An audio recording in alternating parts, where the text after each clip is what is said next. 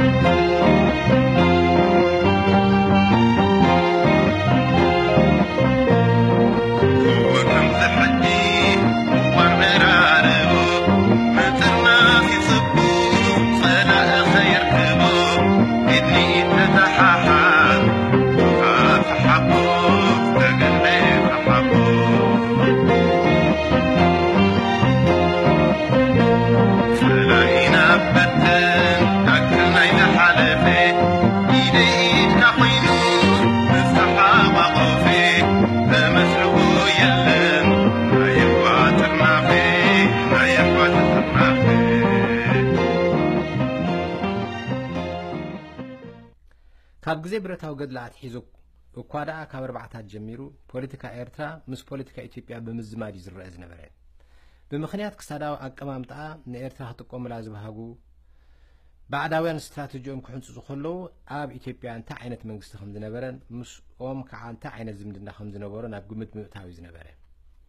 ኣብ ፈረቓ ናይ ሰብዓታት ኣብ ኢትዮጵያ ንጉሳዊ ስርዓት ተዓልዩ ስነ ሓሳባውን ፖለቲካውን ምርጭ ኣንጻር ምዕራባዊ ደንበ ዝኾነ መንግስቲ ምስ ቆመ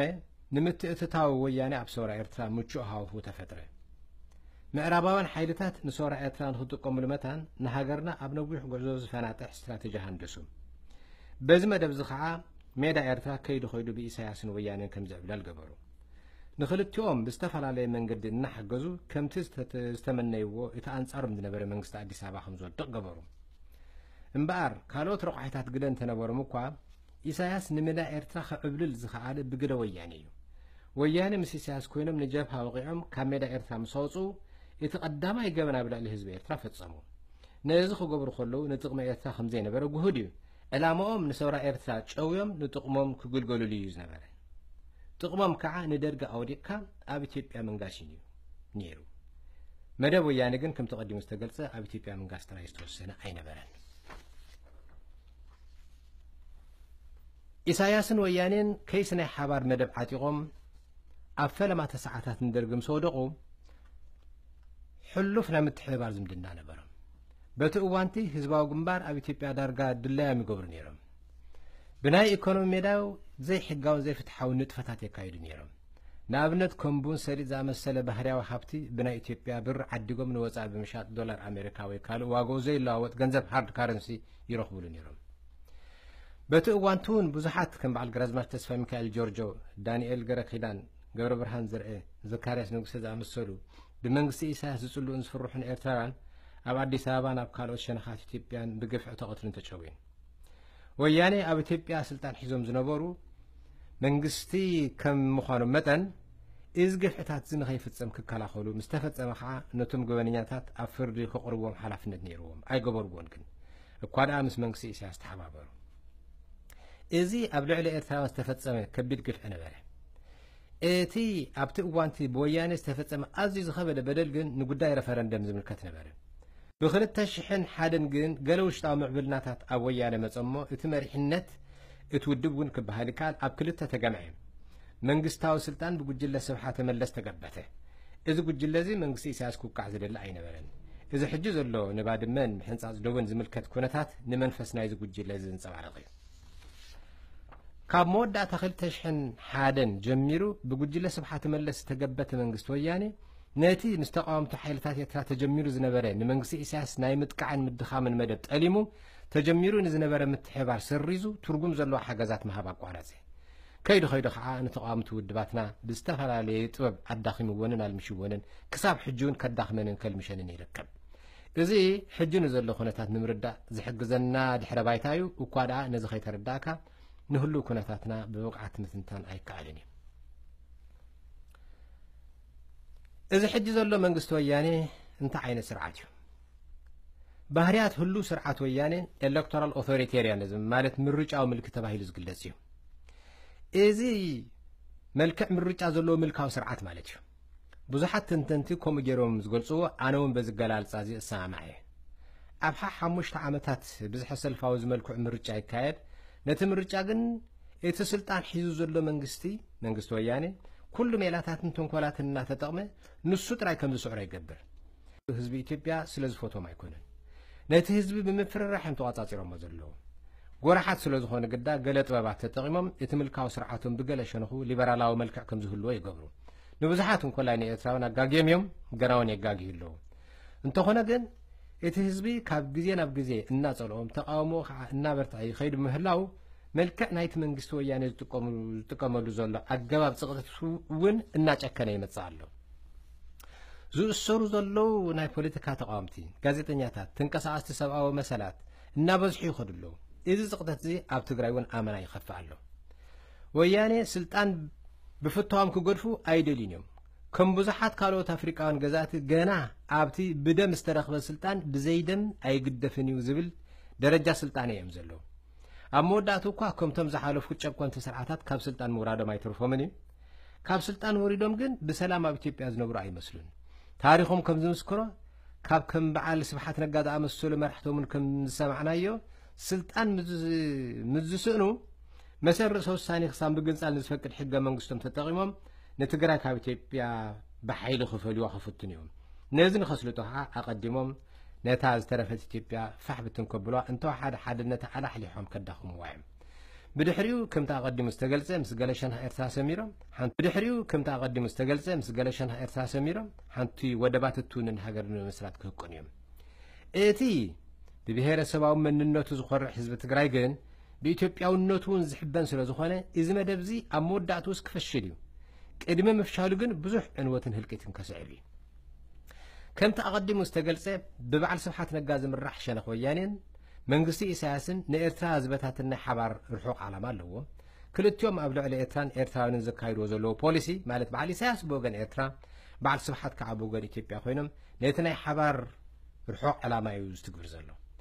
ወያኔ ንተቃወምቲ ሓይልታት ኤርትራ ብዝርኢ ዘለዎም ፖሊሲ በዚ ዕላማ ዝተገዝዐ ነዚ ዕላማ ዘገልግል እዩ ከምኡ ከዓ መንግስቲ ኢሳያስ ንምሕዳራ ኤርትራ ብዝርኢ ኮነ ነቶም ምስኡ ዝተዛመዱ ሓይልታት ተቃውሞ ኢትዮጵያ ብዝምልከት ዘለዎ ፖሊሲ በዚ ዕላማ ዝምራሕ ናብዚ ዕላማ ዘቕንዐ እዩ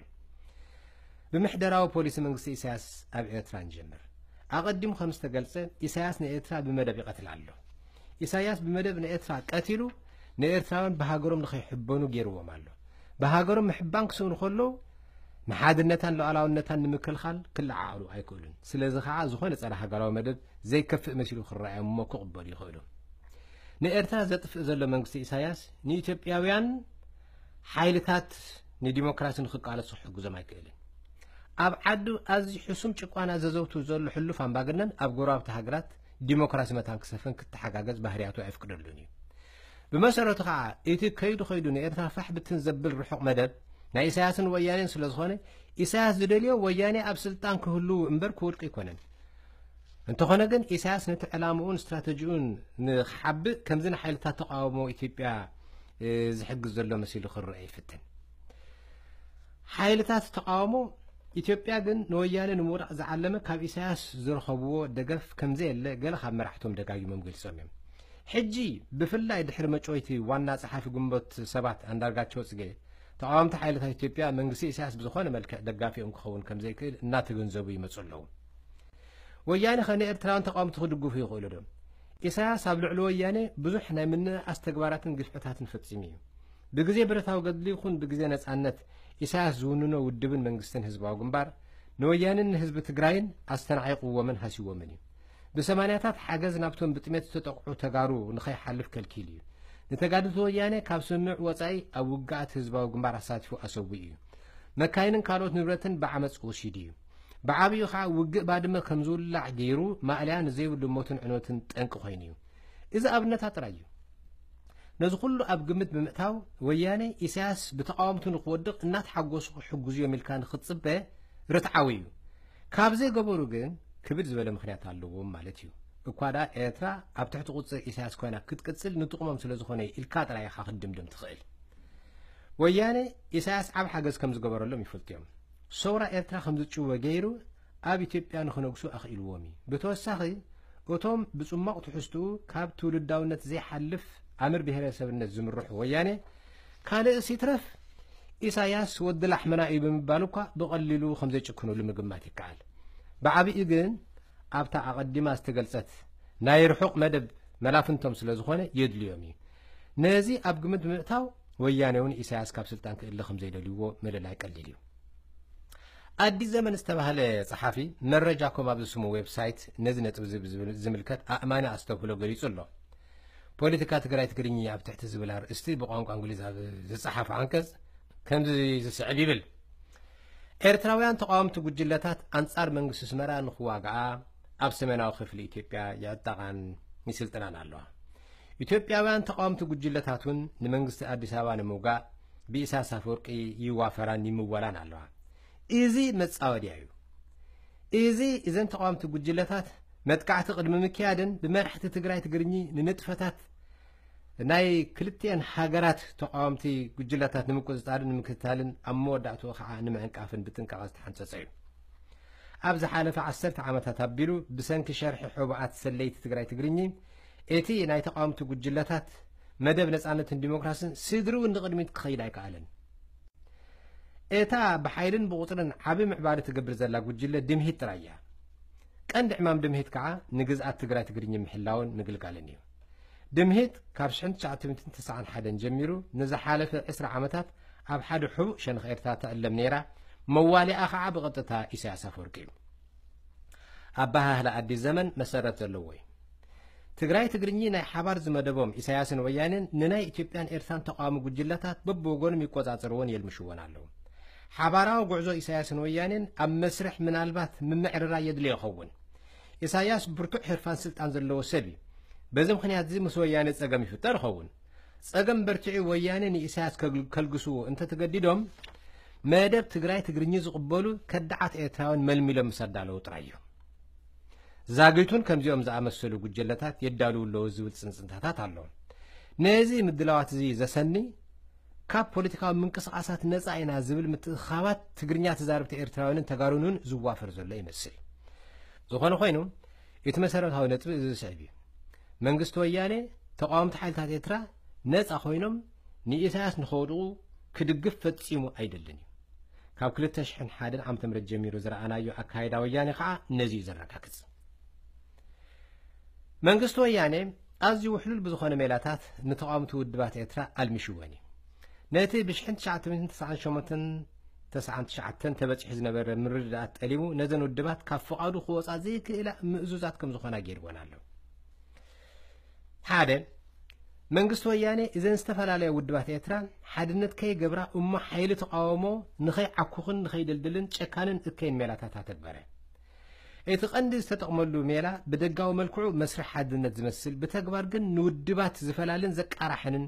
ነቲ ሓይሊ ተቃውሞ ከዓ እናሓደረ ዘማህምን ጉባኤታትን ምትእኻባትን ምውፋር እዩ ተራቢሕን ሕጂ ብቁጥሪ ሓንጨመንጭ ሓዊስካ ካብ 30 ንላዕሊ ኮይነን ኣለዋ እዚ ምርባሕ ውድባት ምድኻም ተቃወምቲ ሓይልታት ኤርትራ ስለ ዝኾነ ወያነ ዝደልይዎ እዩ ንገለ ካብተን ውድባት እሞ ከዓ ባዕላቶም ወያኔኦም ብቐጥታ ኮነ ብተዘዋዋሪ ዝቆምዎን ወያነ ካብ ቅድመ ንዊሕ ግዜ ኣትሒዞም ኣብ መንጎ ዘን ውድባት ኣድልዎ እናገበሩ ነተን ንኤርትራ ፋሕ ብትን ከብል ዝኽእል መሰል ብሄራት ክሳብ ምግንጻል ንዝብል ኣምር ዝጣበቓን ዘዋፍራን ውድባት ዋላ እኳ ደቀቕቲ እንተኾና ፍሉይ ደገፍን ምትብባዕን ይገብሩለን በንጻሩ ከዓ ነተን ብዝሐ ብሄራዊ መልክዕ ዘለዎን ውድባት ኤርትራ ይውፅዕዎን እዮም እዘን ውድባት እዚኣተን ኣብ ጸገማት መታን ክጽመዳ ወያነ ብዝተፈላለየ መንገዲ ዝፍጽምዎ ውዲታት ብዙሓት ተዋሳእቲ ኣለልዮም ኣለዉ ሕجም مخاع كسب أوراجاو شنخات زلو بزمسل مسمر قالوا الدبات يفناج على خمس زلو النارعنا أزينا النحفردون النجوهيلون النسجالون وباني خوين زلو وياني نزوز قبرو زلو مخنيات مسحق أني نسأنتن لو على ونتن مريتاوي ملؤنتن إترا زي السنة أقدم زجلس كوا مدب سلا زلو ومين من بقى رجدا بالكا خبها زلو عقدا سنة بنه أتوم مس وياني استراتيجيكاو زمدنا دحونت علنا بمبال دقفت وياني خوينهم زلو والدبات بتزاواري نمنجسي إسياسي دقفهم زلو كدعت هاجر كعي فتسمهم زلو خفوت اللوم قالت انكسع استنايدن والدبات وياني خدقفنا كله نتقممون سلازخونيو إلهم يأمنوا نتقبارات وياني تقبلنا تكلبسو خعا قال عبارة مخنياتات يمصو انتا يبلو زخونة منجستي ويكالو ودب أكل حاجز كهبا كهلو كل جزء ناتو يريو وياني خاك حجزنا خلو نتقمم ميلو من كل عين تخونا أجر منيو بوليتيكا هم يبلو إذا حدا أقداسي نتبي العل حكي حدا منجستي يكون ودب نتقمم كل يلي يزدق فكا كم زاد مثلا نايم تحقق جازم دنا لبا من قبولن زخون جن إتستوى هذا تقم نايت منجستي فتحاوي مالتنا عخا يكون خال زي قد مزخوني وياني نزون الدبات حاجة زيلهم زوع وقرب قرابو كل جسولهم كله إتتقم من تايو فتحاوي دي خير نزح التوزن من الله قدمنا وياني نزن إتران تقامتي بمحجاز ربحوا من تايم مخون مجنزاوي لنا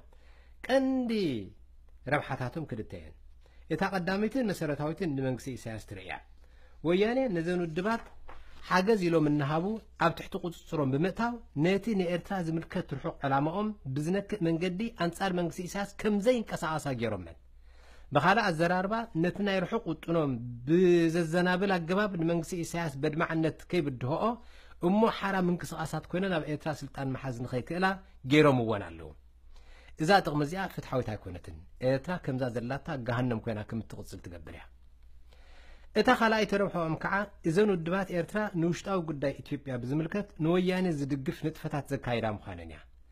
نوياني زسليو عبيت كادراتن ترى أبالاتن إذن الدبات كمزلو زئمن حبريت هالو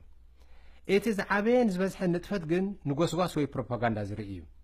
كادراتن ترى أبالاتن إذن الدبات أنصارتهم إثيوبياوان تقاومت وياني يوافوريهم نتوم تقاومتي تمكحتنياتات ناولو زتصلو عبيت كادرات هالو وياني نسوماليا مسورورو نزوم جهادايون تعويتهم لهم كبلو استسمعوا مرحت ودب علو وياني وإهادك ديمقراسياوي معبالاتات يمتصالو حزب تግራይ هيوتو يمحايشالو نابلو نمحدرا وياني عاويلهم زودسو تنقاسعستي علو قدم قرب عامتات حدا خاب مرحت ودبات اب تግራይ زلو معبال اغني اني 99 كاميتو قلعو تግራይ اب غبتا تمرتي يركبو كبل تسمعيو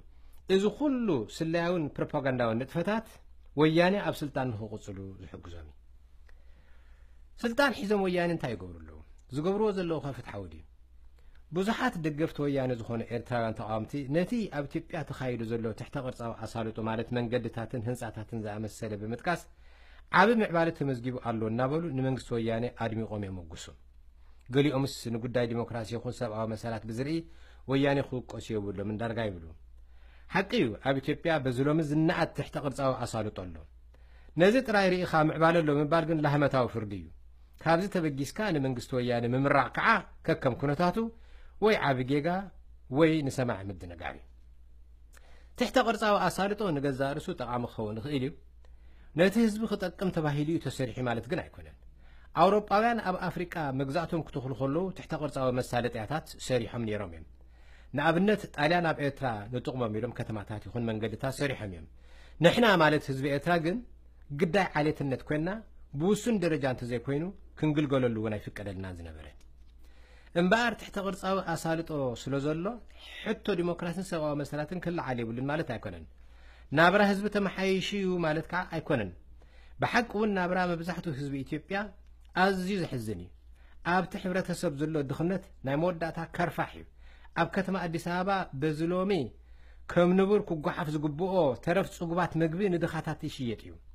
أب كمزز أمثال كونتات تزلو تحت قرصاو أصالتوتات نتحفاش حزب بزح ترجم يبلن بتوسخي حدا هنردو زلنا أقداس نتبلو نذكر زلو تحت قرصاو أصالتو وياني نجزاتهم قبولنت كلبسو ويسلطان مجباتهم مغني كوين نخر رأيتكم اليوم سلازي بحدوغن كررم كله إذا تحت قرصاو أصالتو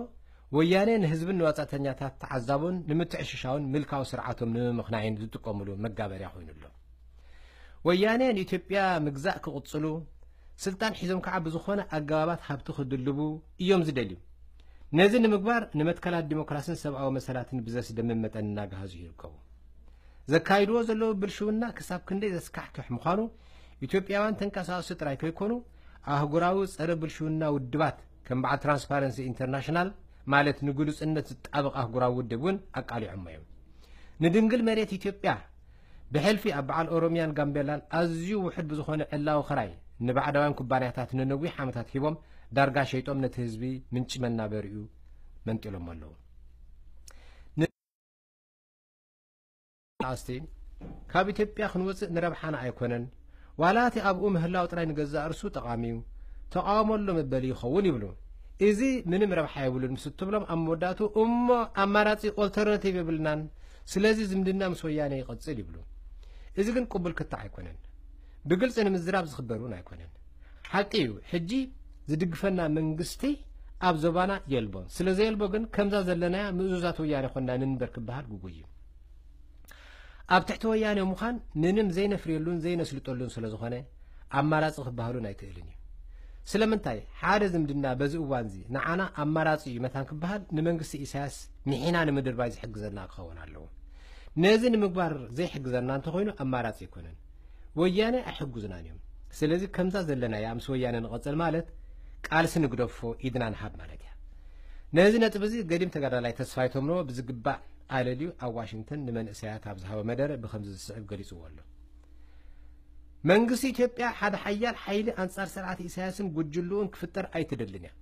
ስለዚ መንእሰያትና ንኤርትራ ከተድሕንዋ እንተ ደኣ ኮይንኩም ካብዚ ዝተገልጸ ሓቂ ተበጊስኩም ጥራሕኩም ከተድሕንዋ እትኽእሉ ጭርሖና ጉዳይና ጉዳይ ኤርትራውያን ብኤርትራውያን ክኸውን ኣለዎ ይብል ኣብ ውድባት ተቃውሞ ካብ ዘለዉ ቀንድን ደረኽትን ተዋሳእቲ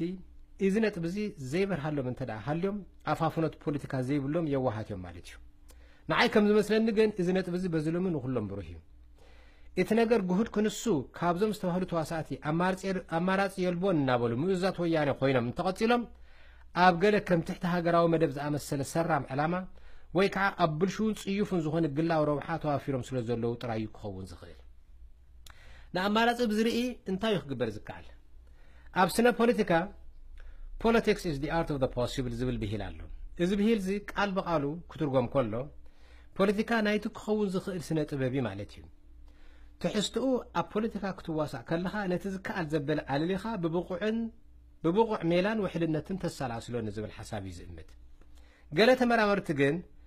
ፖለቲክስ is the art of the possible ኢሎም ጥራይ ዶ ኣይብሉን እንታይ ደኣ it is also the art of making possible ዝብሉን ይውስኽሉ እዚ ፖለቲካ ሓደ ዝድለ ነገር ዝከኣል ክኸውን ናይ ምግባር ስነ ጥበብ ማለት እዩ ብቐሊል ኣዘራርባ ፖለቲካ ማለት ሓደ ጉዳይ ኣድላይ እንተ ደኣ ኮይኑ ክሰልጠሉ ዝኽእል ወይ ዝከኣል ንክኸውን ሜላ ናይ ምምሓዝ ስነ ጥበብ ማለት እዩ ንጉዳይና ብዝምልከት በዚ እዋን እዚ ኣማራፂ እንተ ደኣ ዘየለ ኮይኑ ዕማም ናይ ፖለቲከኛታት ኣማራፂ ምፍጣር እዩ ማለት እዩ ብኻልእ ኣዘራርባ እቲ ዕማም ኣማራፂ ከም ዝርከብ ወይ ከም ዝውደብ ምግባር እዩ እዘን ተቃውምቲ ውድባት ሕጂ ኣማራፂ የብለንን እሞ እንታይ ይገበር ክግበር ዘሎ ኢድካ ምሃብ ከይኮነስ ኣማራፂ ምፍጣር እዩ እንተኾነ ግን እቶም ንኤርትራ ዝቐተሉ ኢሳያስን ወያነን ሕጂ እውን እቲ ንትንሳኤኣ ዝግበር ፃዕሪ ንክመክን ዝከኣሎም ክገብሩ ምዃኑ ምግንዛብ ይድሊ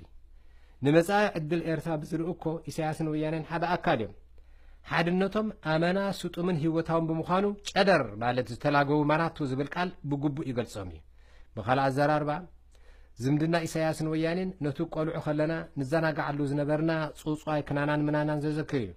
ክናናን ምናናን ጨደር እዮም ነይሮም ምናና ምስ ሞተ ክናና ዝመሽመሸ ሬሳ ማንታኡ ተሸኪሙ እናተጓዓዘ ድሕሪ ምጽንሑ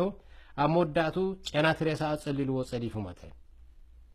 መፈጸምታ ኢሳያስን ወያነን እምበኣር ከምታ ናይ ክናናን ምናናን እያ መኖም ይኽናና መኖም ይኸምናና እንፈልጥ ከዓ ሓዲኦም ምስ ወደቐ እዩ ስለ ዝሰማዕኩምን ብዙሕ ይመስግነኩም